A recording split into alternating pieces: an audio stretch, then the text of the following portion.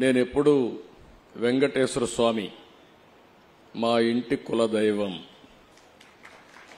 మా ఇంట్లో నుంచి నేరుగా చూస్తే మంగాపురం సైడు గోపురం అక్కడంతా కూడా 3 నామాలు కనబడుస్తూనే ఉంటాయి. ఇంట్లో నుంచి పైన ఎక్కి చూస్తే తిరుమలలో ఉండే 3 నామాలు ఇంటి దగ్గర నుంచి చూసే అవకాశం వస్తుంది. నేను నమ్మిన దేవుడు, నమ్ముతున్న దేవుడు, నేను ప్రార్థించే దేవుడు వెంకటేశ్వర స్వామి అని చెప్పి కూడా నేను మీకు తెలియజేస్తున్నా. ప్రతిరోజు ఒక 2 నిమిషాలే నేను ఒకటే కోరుకుంటాను. దండం పెట్టుకొని 1 నిమిషం ప్రార్థన చేసి, ఇప్పుడు ఒకసారి చూస్తే నాకు ప్రాణ భిక్ష పెట్టింది కూడా వెంకటేశ్వర స్వామి. అదొక మిస్టరీ కూడా.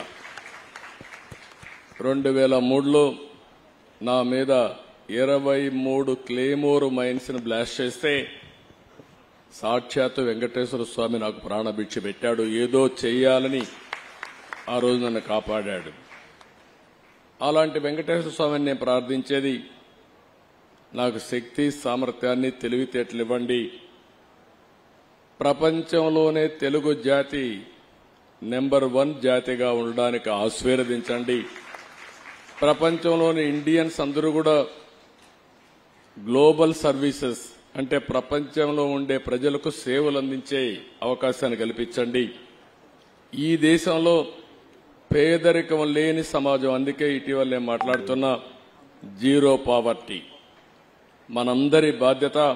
సమాజం మనకి ఇవన్నీ ఇచ్చింది.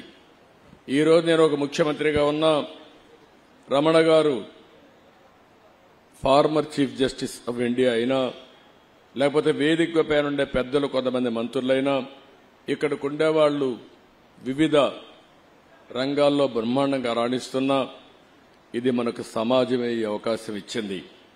అలాంటి సమాజంలో పేదరికాన్ని, అందుకే నేను ఒక స్లోగన్ తీసుకున్నా, zero poverty nation, zero poverty state, zero poverty village. మనందరి బాధ్యత కావాలి.